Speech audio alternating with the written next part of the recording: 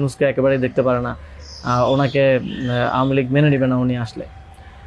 কিন্তু আমাদের কথা ছিল যে আওয়ামী লীগ তো এখন আর এই মুহূর্তে ডিসিশন মেকিংয়ে আওয়ামী লীগ ম্যাটার করে না। এটা গণহত্যা ঘটনার পরে সে কি ভাবলো বা তার কি পজিশন, দ্যাট ডাজন্ট ম্যাটার। আর এরপরও ওনারা নানা ধরনের যুক্তি দিতে পারে এবং শেষে 4 ঘন্টা এই বিষয়ের উপরে ডিসকাশন হয়। 4 ঘন্টা, আধা ঘন্টা হয়তো অন্যান্য ইস্যুস নিয়ে ডিসকাস হয়েছিল, বাট 4 ঘন্টা প্রায় 3.5 ঘন্টা ইস্যু নিয়ে ডিসকাস হয়। তো এখানে আসছিলাম আমি, নাহিদ ভাই, মাহফুজ ভাই আর নাসির ভাই। আর বাকি আমাদের সাথে যারা ছিল তারা বাইরে অপেক্ষা করছিল। আসিফ স্যার ছিল, তারপরে তানজিমুদ্দিন স্যারও ছিল, আরও সমন্বয়িকা ছিলেন আরও 10-12 জন। সবাই বাইরে অপেক্ষা করছিল আর কি এই 4 ঘন্টা।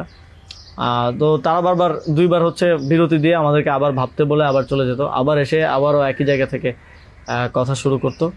মানে আমরা বুঝতে পারছিলাম যে ডক্টর মোহাম্মদ ইউনূসকে এখানে এস্টাবলিশমেন্ট কোনোভাবেই চাচ্ছে না।